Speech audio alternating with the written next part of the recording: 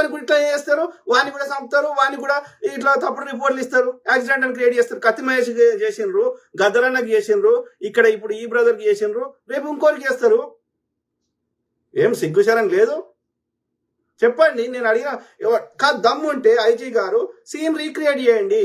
మీరేమంటున్నారు, అట్లా మీద వచ్చి ఎట్లా పడుతుంది సార్ అంటే పడవచ్చు, అవకాశం ఉంది అన్నాడు. నేనేమంటున్నా, ఐజీ గారు మీరు బండి నడిపి అట్లా పడిపోయి చూడండి, అది మీద పడుతుందా ఎడ పడుతుందో చూద్దాం కదా. ఏమన్నా ఇప్పుడు అన్ని గంటలలో ఎట్లరా, ఒక్కసారి కూడా ఎందుకురా ఆయన క్యాప్ తీయలేదు కదా, ఆయనకు బొర్ర ఉంది, ఈయనకు బొర్ర లేదు, ఇవన్నీ అడుగుతుంటే అనుమానాలు ఉన్నాయి అంటాడు. అనుమానాలు నివృత్తి చేయాల్సింది ఎవడరా? నువ్వే కదా. నీకు అనుకూలంగా రిపోర్ట్ రాసుకుంటే అది వాస్తవాలు అయిపోతాయా? Common sense. సో ఆలోచించండి మిత్రులారా, ఇది మనకు ముందే తెలుసు, ఇది కొత్తగా ఏం కాదు. ఇట్లా తప్పుడు యాక్సిడెంట్ లెక్క క్రియేట్ చేసి కేసును క్లోజ్ చేస్తారని మనకు ముందే తెలుసు.